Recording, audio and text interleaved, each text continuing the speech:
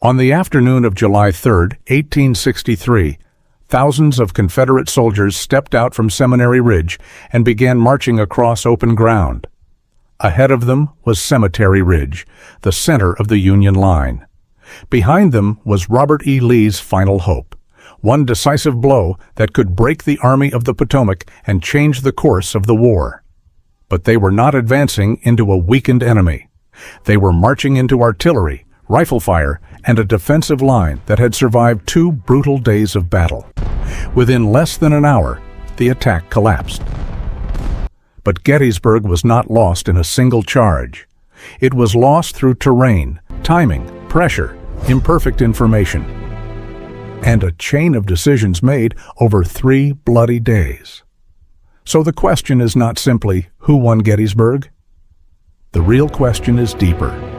Why did Robert E. Lee, a commander who had already won some of the Confederacy's most impressive victories, fail here when he tried to break the Union Army on northern soil? Was it the terrain? Was it poor information? Was it the strength of the Union position? Or was Lee trapped by the same belief that had made him dangerous before? The belief that one bold attack could decide everything? By the summer of 1863, the Civil War had become a long and exhausting conflict. In Virginia, Robert E. Lee and the Army of Northern Virginia had built a reputation for bold movements, dangerous counterattacks, and victories against larger Union forces. But the Confederacy could not win the war by defending Virginia forever. Its resources were limited. Its territory was under pressure. And every month the war continued, the Union's industrial and manpower advantages became harder to ignore. Lee needed more than another defensive victory. He wanted to carry the war north into Pennsylvania. A victory there could relieve pressure on Virginia, gather supplies, threaten northern cities, and influence public opinion in the Union. This was not just a military campaign. It was a political gamble, a strategic gamble, and a psychological gamble. As Lee moved north through Maryland and into Pennsylvania, the Union faced a dangerous problem. If Lee could move freely, he might threaten major northern cities or force the Union Army into a disadvantageous battle. The Army of the Potomac, now under George G. Meade, had one essential responsibility: stay between Lee and Washington, D.C. Meade had only recently taken command. He did not have the luxury of time. Gettysburg itself was not originally chosen as the perfect battlefield by either commander. But roads converged there. Units moved toward it, and on July 1, 1863, a meeting engagement began almost by accident. On the Confederate side stood Robert E. Lee, commanding the Army of Northern Virginia. Lee was not simply looking for survival. He was looking for a victory large enough to matter beyond the battlefield. Under him were commanders such as James Longstreet, Richard Ewell, A.P. Hill, J.E.B. Stuart, and George Pickett. On the Union side stood George G. Meade, commanding the Army of the Potomac. Meade's task was less dramatic, but essential. Keep the army intact, block Lee, and fight on ground that gave the Union a chance. Around him were officers such as John Buford, John Reynolds, Winfield Scott Hancock, and Joshua Lawrence Chamberlain. Gettysburg would not be decided by one commander alone. It would be shaped by dozens of decisions made under pressure, confusion, and incomplete information. To understand Gettysburg, the map matters. The town sat at the center of a network of roads. That made it a natural point of convergence for marching armies. West of the town lay Seminary Ridge. East and south of it were the high grounds that would become essential to the Union defense: Cemetery Hill, Cemetery Ridge, Culp's Hill, and farther south, Little Round Top and Big Round Top. After the first day, the Union line formed a rough fishhook shape. Culp's Hill and Cemetery Hill formed the curved end. Cemetery Ridge ran south like the shank of the hook. Little Round Top guarded the far left. This gave the Union 2 major advantages. First, much of its line stood on high ground. Second, the shape of the line allowed Union commanders to shift reinforcements along shorter interior routes. The Confederates, by contrast, would often have to attack across more exposed ground. At Gettysburg, the battlefield itself became a weapon. Lee's plan was shaped by urgency. He was deep in enemy territory. His army needed supplies, his campaign needed momentum, and his larger strategic goal required a victory that could not be ignored. If the Army of Northern Virginia could defeat the Army of the Potomac in Pennsylvania, the result might echo far beyond the battlefield. It could threaten Northern morale. It could strengthen Confederate hopes for negotiation, and it could make the Union war effort appear vulnerable at the very moment when the Confederacy needed proof that it could still win. But this ambition created pressure. Lee could not simply wander through Pennsylvania forever. Once the armies began concentrating around Gettysburg, he faced a choice: disengage and maneuver, or fight.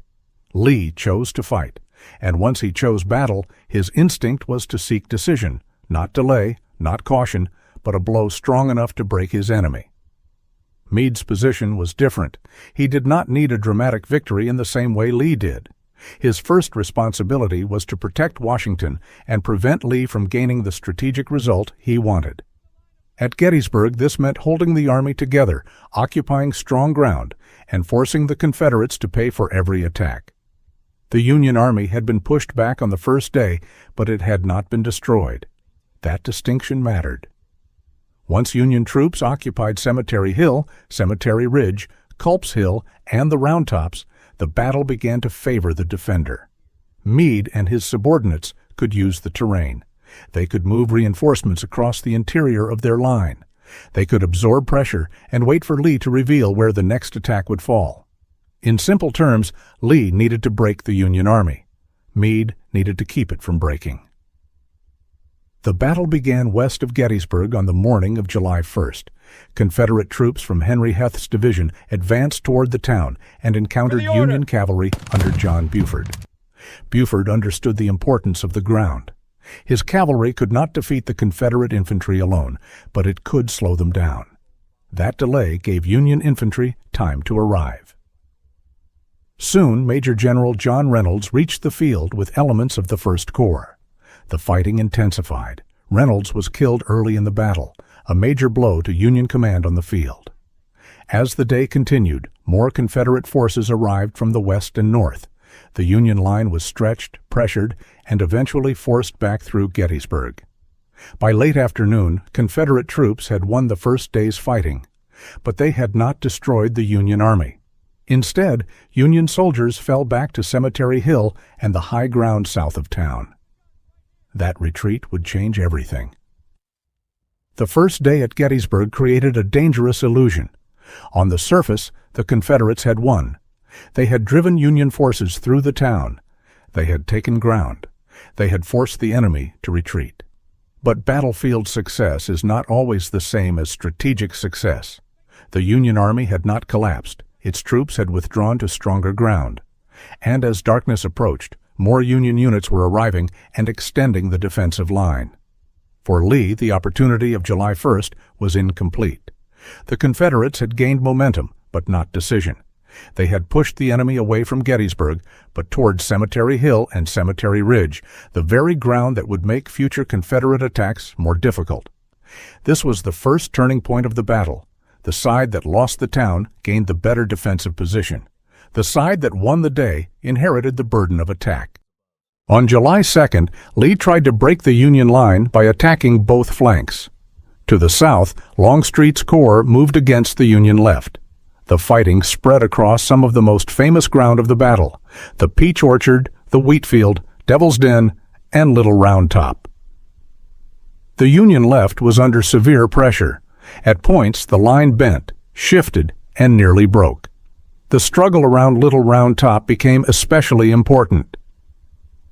If Confederate forces could seize that height, they might threaten the Union flank and fire down along the line. But Union defenders held. Meanwhile, on the other side of the battlefield, Ewell's forces attacked Culp's Hill and East Cemetery Hill. The pressure was real. The casualties were heavy. Confederate attacks created danger at multiple points, but they did not produce a decisive rupture. By nightfall, the Union fishhook still held. Lee had wounded the line. He had not broken it. Little Round Top was not the largest part of the battlefield, but on July 2nd, it became one of the most important. The hill anchored the far left of the Union position. If it fell, the shape of the Union line could become vulnerable. Confederate troops might gain a position from which to threaten the flank, observe the line, and perhaps force the defenders to withdraw. For a time, the situation was extremely dangerous. Union troops had to be moved quickly into place. Regiments fought on difficult ground, among rocks, slopes, smoke, and confusion. But the hill did not fall. And because Little Round Top held, the Union left remained alive. That mattered because Lee's plan depended on pressure becoming collapse. He did not need merely to damage the Union Army. He needed to break it. By the end of July 2nd, that had not happened. After July 2nd, Lee faced a difficult question. His army had attacked both ends of the Union line. The Union left had been under enormous pressure. The Union right had also been attacked. The defenders had shifted troops, absorbed blows, and suffered losses. From Lee's perspective, it was possible to believe that the Union center might now be weakened. If Meade had reinforced the flanks, then perhaps the middle of the line was vulnerable. This was the logic behind the next attack. It was not simply madness. It was a calculation, but a dangerous one. The problem was that the Union center was not broken. The artillery preparation would need to do what the attacks on the flanks had not done, weaken the position enough for infantry to cross open ground and pierce the line. That was a very large assumption, and on July 3rd, thousands of men would be ordered to test it. On July 3rd, Lee turned toward the Union center. The attack would be remembered as Pickett's charge, though it involved not only George Pickett's division, but also troops under Pettigrew and Trimble. Before the infantry advanced, Confederate artillery opened a massive bombardment against the Union position on Cemetery Ridge. For nearly 2 hours, guns thundered across the battlefield. The intention was clear: silence Union batteries, shake the defenders, and prepare the way for the assault. But the bombardment did not destroy the Union line. When the infantry stepped forward, they faced a terrible problem. They had to cross open fields under fire. Their formations had to maintain order while artillery struck them from a distance and rifle fire waited ahead. As they approached the Union line, the attack became compressed, disordered, and increasingly vulnerable. Some Confederate soldiers reached the stone wall near the angle. For a brief moment, the assault touched the Union position. But touching the line was not the same as breaking it. Union reinforcements moved in. Fire came from multiple directions. Confederate units lost cohesion, officers fell, flags went down. Men who had crossed the field could not be supported quickly enough. The charge collapsed. What had been planned as the decisive strike became the high water mark of the Confederacy, a moment of extraordinary courage but also catastrophic failure. After 3 days of fighting, Lee's army had not broken the Union line. At Gettysburg, the offensive power of the Army of Northern Virginia had reached its limit. Gettysburg was not decided by one mistake alone. It was decided by the accumulation of several factors. First, Lee's campaign suffered from imperfect information.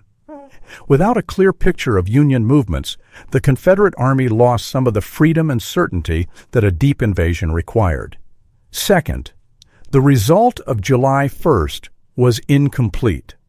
Confederate forces pushed the Union Army back, but they did not destroy it. Instead, the Union withdrew to stronger ground. Third, the terrain favored the defender.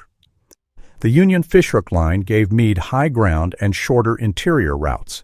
That allowed reinforcements to move where they were needed. Fourth, the attacks on July 2nd damaged the Union line but did not break it. And finally, Pickett's charge asked infantry to cross open ground against the defensive position that had not been sufficiently weakened. Lee needed a decisive victory. Meade needed survival, discipline, and the ground beneath his army's feet. At Gettysburg, those were enough. After the failure of Pickett's charge, Lee's army remained on the field for a short time, but the campaign had failed. On July 4th, the Army of Northern Virginia began its retreat toward the Potomac and back to Virginia. The Union victory did not end the Civil War immediately. The fighting would continue for almost 2 more years. But Gettysburg changed the direction of the war. Lee had brought his army north in search of a victory that could reshape the conflict. Instead, he was forced to withdraw after suffering enormous losses and failing to destroy the Army of the Potomac. For the Confederacy, Gettysburg was not simply a battlefield defeat. It was the failure of a strategic gamble. For the Union, it was proof that Lee could be stopped, even on a battlefield where the first day had gone badly. Gettysburg became a symbol, not because it ended the war, but because it showed that the Confederacy's path to victory had narrowed. Gettysburg remains powerful because it is not a simple story of brilliance and failure. Lee was not an inexperienced commander. Meade was not handed an easy victory. Both armies fought under pressure, confusion, exhaustion, and incomplete information. But the battle shows a hard lesson of warfare. Courage cannot erase terrain. Reputation cannot replace reconnaissance. And a bold plan, if aimed at a line that has not truly been weakened, can become a disaster. At Gettysburg, Robert E. Lee gambled that one more attack could break the Union Army. But by the time Pickett's men crossed the field, the battle had already been shaped by 2 previous days. By Buford's delay, by the Union retreat to high ground, by the fishhook line, by the failed attacks on the flanks, and by the defenders waiting behind Cemetery Ridge. Gettysburg was not just where Lee lost a battle. It was where the limits of boldness were exposed by ground, time, firepower, and a line that refused to break.